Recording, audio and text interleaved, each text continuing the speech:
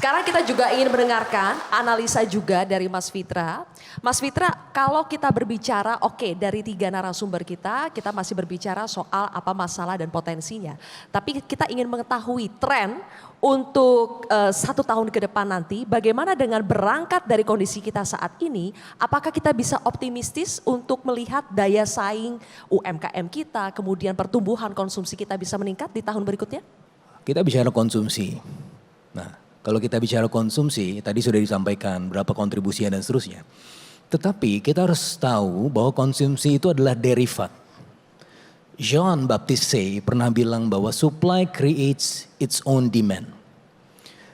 Nah, demand itu asalnya dari mana? Dari supply side.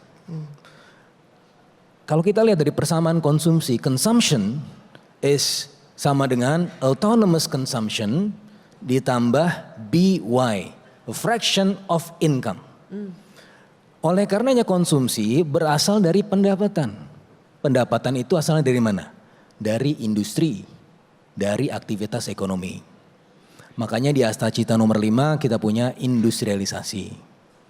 Nah, industrialisasi itu bukan hanya industrialisasi yang berasal dari sektor korporat. Tetapi industrialisasi yang juga ditopang oleh usaha kecil menengah koperasi. Ya. Dan disitulah kemudian rakyatnya bisa berdaya.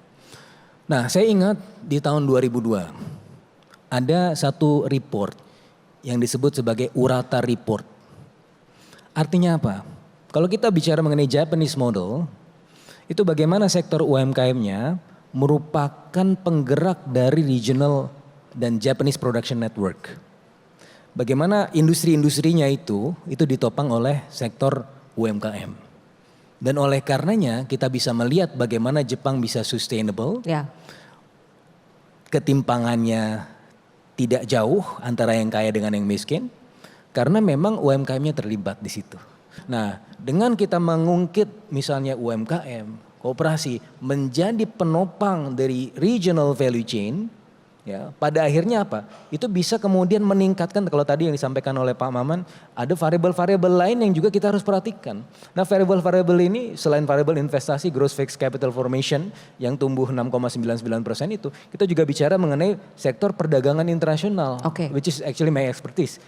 Ini bisa ditopang apa kalau misalnya kita bisa meningkatkan perdagangan internasional lewat jalur apa? Lewat jalur UMKM. Tadi balik lagi jadi ekspor ke UMKM Urata kita Report. ekspor, meningkatkan Betul. ekspor UMKM. Jadi kita harus belajar dari yang sudah maju. Yang sudah maju caranya bagaimana? Melibatkan UMKM di jaringan rantai produksi mereka. Jadi tidak hanya mengandalkan konsumsi rumah tangga begitu ya? Konsumsi rumah tangga hanya derivat. Tapi dia adalah turunan dari apa? Dari produksi. So we have to go beyond maksudnya kan? Yes. Oke.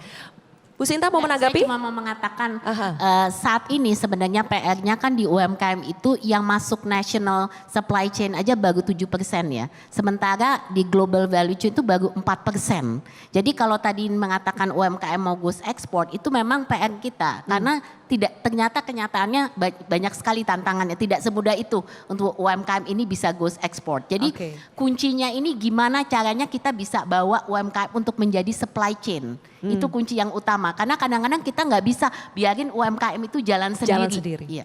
Oke. Satu lagi Mbak Sil.